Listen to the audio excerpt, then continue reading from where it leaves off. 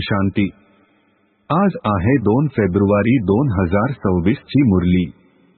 महावाक्य आहे, शिव भगवान उवाच, गोड मुलांनो, तुम्ही माझी आठवण करा आणि माझ्यावर प्रेम करा, कारण मीच तुम्हाला कायमचे सुखी बनविण्याकरिता आलो आहे। प्रश्न आहे, ज्या मुलाकडून चुका होत राहतात त्यांच्या मुखातून कोणते शब्द आपोआप निघून जातात? उत्तर आहे, नशिबात जे असेल ते मिळेल, स्वर्गामध्ये तर जाणारच आहे। बाबा म्हणतात, हे शब्द पुरुषार्थी मुलांचे नाही, उच्च पद मिळविण्याचाच पुरुषार्थ करायचा आहे।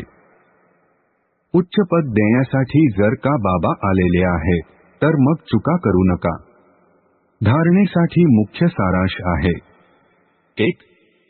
आनंदात राहण्यासाठी बाबांच्या आठवणीची मेहनत करायची आहे।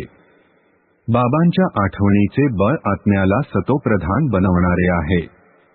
प्रेमाने एका बाबांची आठवण करायची आहे। 2. उच्च पद प्राप्त करण्यासाठी अभ्यासावर पूर्णपणे लक्ष द्यायचे आहे।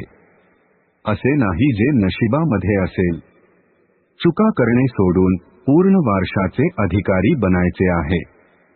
आजचे वरदान आहे, हजच्या जबाबदाऱ्यांना बेहदमध्ये परिवर्तन करणारे स्मृती स्वरूप नष्टोमोहा भव। स्पष्टीकरण आहे, नष्टोमोहा बनण्यासाठी फक्त आपल्या स्मृती स्वरूपाला परिवर्तन करा। मोह तेव्हा होतो जेव्हा ही स्मृती असते की आपण गृहस्थी आहोत, आमचे घर आहे, आमचे नातेवाईक आहे। आता या हजच्या जबाबदारीला बेहदच्या जबाबदारीमध्ये परिवर्तन करा। बेहदची जबाबदारी निभवाल तर हजची जबाबदारी आपोआप पूर्ण होईल। परंतु जर बेहदच्या जबाबदारीला विसरून फक्त हजची जबाबदारी निभावत असाल तर त्याने अजूनच बिघडवून टाकता, कारण ते कर्तव्य मोह उत्पन्न करते। म्हणून आपल्या स्मृती स्वरूपाला परिवर्तन करून नष्टोमोहा बना।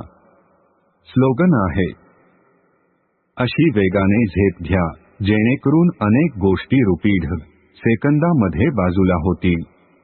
ओम शांती।